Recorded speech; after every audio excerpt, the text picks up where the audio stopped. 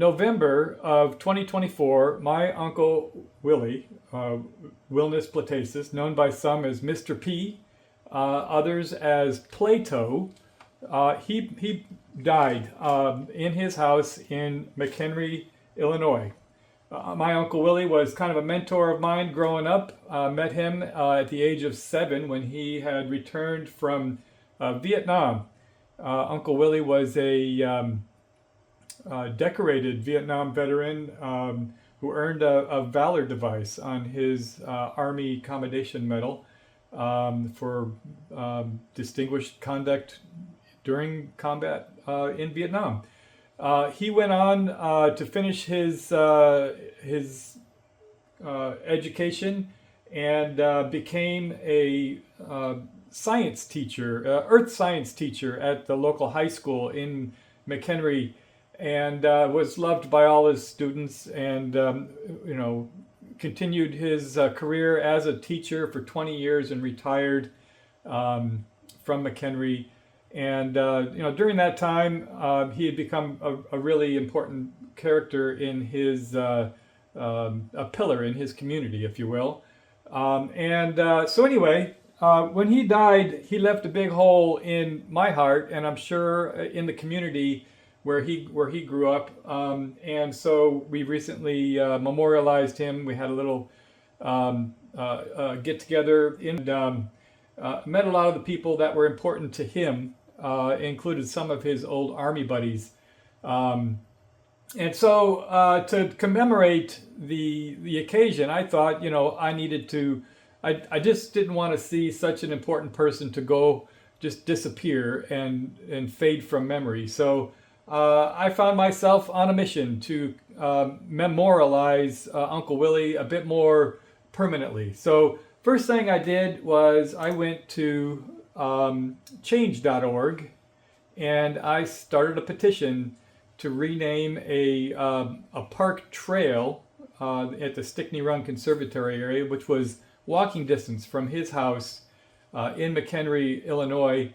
And I found out very, very quickly that the bureaucracy and whatnot made it very difficult to rename a trail. However, one of the people at the Conservation District actually knew of him. It was one of his students back in the day, and they put me on to another task, which was to commemorate a park bench for my Uncle Willie. And so that put me from change.org to GoFundMe. And so now I have a GoFundMe page, because in order to make to memorialize a park bench, you need $3,500, because they're going to take out the old park bench and they're going to put a new concrete slab, and they're going to put a metal park bench with instead of wood slats, it'll be wear resistant, recycled plastic slats, so you can sit on it forever. And so when you memorialize it, they actually put a little plaque and it talks a little something about the person. And I thought it would be a really great idea to go ahead and try to get a park bench for him. So at his memorial service, I talked about this GoFundMe page, and to date, this is March 2nd of 2025, we have collected $1,900 of my $3,500 goal. And I'm very pleased with that, and I'm touched by the people who've donated so much. My own brother donated $500, and there's a number of other donations here, well over $100 each. And so I figured I really need to show my appreciation for these folks. And in keeping with military tradition, I've decided to make some challenge coin to commemorate or to show my appreciation for those people who've donated to what is ultimately the goal, which is to fund this park bench for my Uncle Willie who passed away. So let's pick up on where we're at with the challenge coin. So let's get on to what it is I got going on here and where we're at with that process. All right, so here I am in my workshop. This is my 3D printing / laser printing workstation. that I have here in my workshop. This used to be my welding station. It's got a metal bench, but I moved my welding station onto my engine stand, and now it's a portable welding station, which is really a lot more versatile. But that made it possible for me to convert this workspace into my 3D working space. So I can 3D print, and I can laser etch things. But as you can see, I didn't spend a lot of money on this system. This is an old Ender 3. It's like a $120 3D printer, and on it I have a 5-watt Creality laser that is it's like a $100 laser. So I'm not into this for very much money. It's really just a hobbyist kind of thing. I don't do this professionally, but if you've seen any of my other videos, all of my stuff is all about how to get the most out of doing things on the cheap, and that's what this is all about. So to give you an example of a challenge coin, this is a challenge coin that I received at my son's Air Force graduation, where I donated some blood for the Air Force. And you can see this is a nice challenge coin. It has etched and engraved deep spots with high raised spots, and it's enamel filled, and then it's glazed shiny over the top, right? This is a very typical challenge coin. When they laze these out, when they print them, they don't stamp them. They actually use like a 40-watt laser, and they burn away the recessed areas, and then they come back in and with like a syringe, they'll fill in the areas where the paint goes into those areas. You can see how it's just filled into the voids, and then after that, then they put an epoxy glaze over the top. And that's your typical challenge coin. Well, I'm not going to be able to do that with a 5-watt laser. That's just not something that I can accomplish. But a 5-watt laser can, it probably can't cut through the brass. And if it did, it would take a week to do one. It would just take forever. So, and then you'd have to go back and paint it, right? So what I'm going to do today is I'm going to demonstrate how you can, instead of lasing through brass, you can paint a solid color and laze through the paint to expose the brass. And let me show you what that looks like. So here's my prototype. This is, again, my uncle's nickname when he was in the Army was Plato, because he was a pretty educated individual. And this is a quote from Plato. It says, "Be kind, every person you meet is fighting a difficult battle." And it's a quote from Plato. And you can see what I've done on here is I've taken one of these coins and I've painted just a gloss, it's car touch-up paint, automotive touch-up paint. And then I use my 5-watt laser and just cut through the paint to expose the brass. And so in effect, you can see it looks like I have a raised brass, but in this case, I have recessed brass with raised enamel. So it's the inverse, but you still get the same effect, I think. And then when I'm done with this, spray it all down with automotive clear coat. So that's what we're going to go over today, is how to make a challenge coin using just a 5-watt laser. All right, so let's get on to some of the nitty-gritty here. All right, so this is my prototype, and you can see on this one it's a single color, it's black, and I've managed to laze through and expose the brass. And you can also notice, maybe it's not obvious, that I've removed the paint with the laser around the outside edge of the coin as well to give it a good highlight. Now, I learned some lessons on this one. First of all, you don't want to let paint get on the rim, right? This is kind of a pain in the butt because you really can't laze horizontally. You can only laze vertically. It only goes one direction.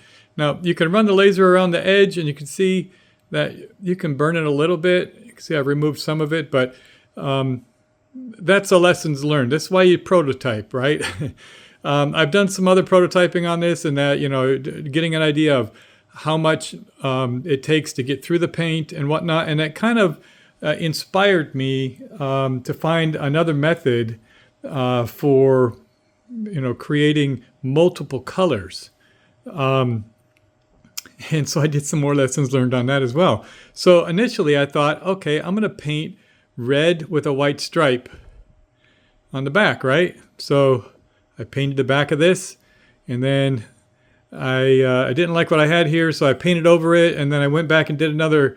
I was going to go back and do another etching, and when I flipped it back over, the paint, when I painted on the front, the paint melted the paint on the back. So it's kind of a trick. So you want to really be careful when you're doing one side and then the other side, not to affect the finished grade of one side versus the other. Also, you want to deal with the edges here. So instead of using tape to tape off the white, I'm going to try something a little different.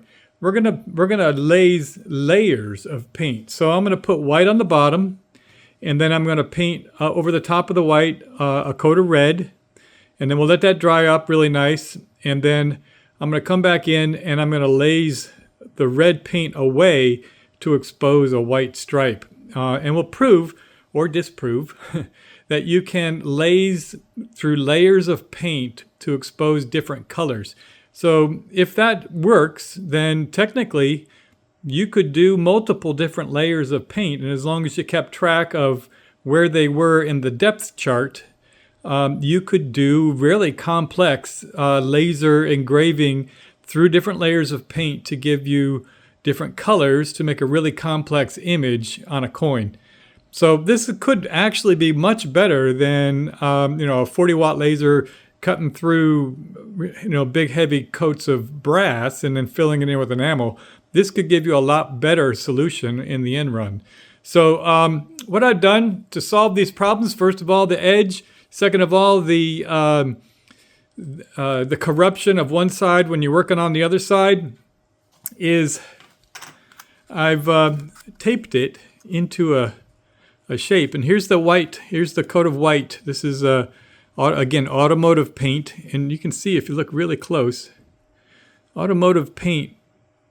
It dries to a very consistent sheen. Well, you're supposed to polish it into a car, right? Unlike really thick rattle can paint that you would get at the hardware store, like a Rust-Oleum or something, automotive paint it dries to a very thin coat, a very thin sheen. So I think just because I have automotive paint, because I like to work on cars, it kind of worked out well that I had some of that in my stores. So this is the white coat. Second of all, I used a nice tall piece of masking tape, and you can see I've already got the words printed on this side, and by printing or putting the tape around the rim, I'm going to prevent any kind of paint from getting on that outside rim, and so that should solve that problem. We'll lay it down like this and then spray the red over it, take it to the laser and cut the red off from the middle. And then once we get that, then we'll go ahead and etch the words into the brass. So it'll go through all the coats of paint onto the brass. So I'm going to go ahead and put a coat of red on here, and then we'll put it up on the laser, and we'll see if we can get how many layers of lasing, how many passes at what speed and what power to expose the white from under the red. All right, let's go ahead and get that red on there. So the first thing I did is I made a little jig so that I could get the coins to line up in the exact place every time that I flipped them over or did another coin. And that's what this little piece of wood is. It's oriented on the corner here, and as long as I don't move that plate, everything will be lined up. And so I cut out a 40 by 40 circle that matches up the diameter of the coin. The stock that I'm using is a coin that I found on Amazon.com. You can see it's just a blank coin. It has a minted edge that has kind of a ridged edge. It has a groove along the inside edge, and then the flat matches the edge, so it's kind of got a little extra texture on there. These I got a box of 15 of these. They come with nifty little protector cases like this. So once you get the coin, you can close it up and protect it, or you can keep it in your collection if you have a coin display. But these, I got these for $20 for 15, so a little over $1 a piece. Anyway, these are really good. They're not as big as the other challenge coin I have. But you know, these challenge coins come in a lot of different shapes. Sometimes they're oval, sometimes they're hexagonal. People even get them made in custom shapes, so they're not just round. But this is a good standard, and it wasn't that expensive, and it's a good flat surface that it can take the paint. And by flat, I mean it's not polished. It has a little bit of a burnished edge, if you can see. So that'll be really good for taking the paint. And also it prevents the laser from, you know, reflecting too much. So that's what we're working with. All right, moving on. Here's my little makeshift spray box. It's literally a box taken apart and partially reassembled. And here you can see I've already got the red on this one. There's the white from the white coat, and here's the red from the red coat. And we'll let this dry up really nice, and then we'll get it on the laser, see if we can separate the red from the white. All right, so this is the first part of the program. In this part, we are running a slow pass around the outside rim to remove any paint from the edge of the coin. And you can see right there that the white is separating from the red just fine as it goes through that layer. So I think we're going to have some success here. As soon as this gets through, then we'll go ahead and program the swatch that goes through the middle, the white. In case you're wondering why it's red and white and red, my Uncle Willie was Latvian heritage, had a Latvian heritage, and that's the Latvian flag is red with a white stripe through it. And I figured that would be one of those things that would capture a little bit of what he was. So there you go. All right, so looking at the progress here, it looks as though the laser is having some problems with cutting through the white. The white is so reflective that the laser doesn't appear to be going all the way through the white. I don't know if you can see that on the outside edge there. So I'm going to slow it down and see if we can get it to at least burn through it, because that's going to be a problem when we get to putting the letters in. I mean, it looks like making the red and white swath is going to be easy enough, but getting through that white, as reflective as it is, might be difficult to burn through that to get the letters that were supposed to be just all the way through to the brass. All right, so I'm going to run this and burn it a little hotter and a little slower and see if we can get through the white. All right, so I have a layer here in my light burn layout. This is what the red, what I'm calling the red side, is going to look like. And I have a layer that is just the white swash that is a fill, and I have it set to pretty much just a quick run. This is it's going to run at a speed of 6,000 with a power of just 20%. So I'm going to go ahead and run this, and we'll see how it looks. See how much of the red that we can burn off with just that quick little burn. Let's go ahead and hit start.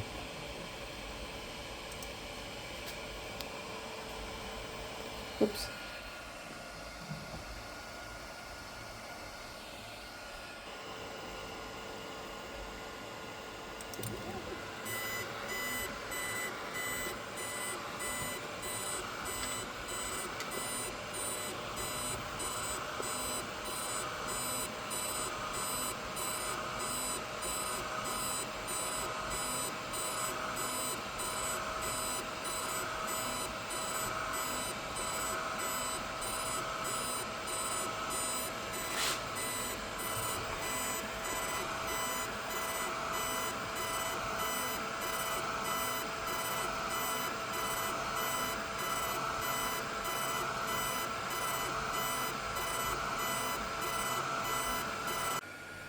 All right, so that was pretty successful, I think. You can see a very distinct separation between the red and the white.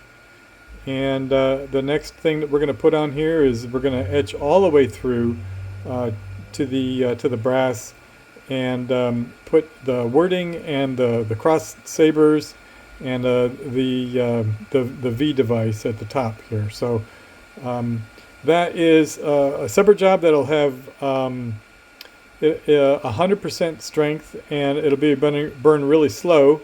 But as soon as we get that burned through, I'll show you where we're at on that.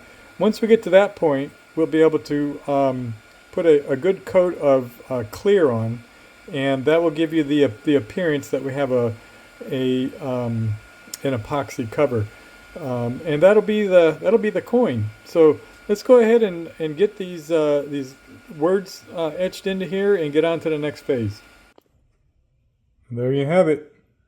Got my red stripes and my white stripe to represent the Latvian flag. I got my cross sabers for the air cavalry. I got my V device, birth and death dates of my Uncle Willie. So this challenge coin is ready to be clear coated. So I've already got some clear coat on this side. We'll probably put another coat on here, but you can see I've got fingerprints on here because I'm fingering it around, and you have to mess with it to clean up any little blemishes or anything. So I've got a lot of skin oils on here. So the very last step before we put a finished coat of clear coat on here is to use some wax and grease remover. This stuff's really great when you're putting any kind of paint onto an existing paint, because it removes polishing wax if it's a car, or any grease or finger oil, and it makes a pristine clean surface chemically, so that the clear coat will be actually clear as opposed to bumpy or orange peel or anything like that. So I'm going to go ahead and wipe this down real quick, and then we'll get a good coat of clear coat on here, and then we'll do a summary. There we go. All right, so a quick summary of what we did today. We have the Creality 5-watt laser here, and we've managed to find a way to be able to make a challenge coin with these blanks. And here you can see they look like just a regular brass coin when you buy the blank, and we've because the 5-watt laser really won't effectively etch down into the brass. What I went ahead and did was we painted them and then etched through the paint to create the designs. And we also kind of proved on here that you can do multiple colors of paint without tape, because you can laze through each individual color of paint. This is the prototype right here. This whole exercise was to honor the memory of my uncle who died recently, and also the main motivation for making these coins was to pass these out to people who've donated $100 or more on the GoFundMe page that I made to fund the park bench that we're going to memorialize for him as well. So I'll be sending these out as I get them finished to those folks who've donated $100 for that GoFundMe. But I might actually be interested. If you want one of these coins made, but not necessarily in memory of my uncle, but if you'd like to have an MG or a VW logo on one of these coins, and then my garage logo on the back, I'll be willing to make one of these for you. So just put a note in the comments and shoot me a super thanks. Anything that we collect off of this coin project will go toward the memorialization of the park bench project, if you will. And we'll see if we can get that done sometime as soon as it gets thawing up there in Illinois. But anyway, that's all I have for the video this week. If you have any questions or comments, please don't hesitate to throw them in the comment section. I like to answer those questions, those comments usually pretty quickly.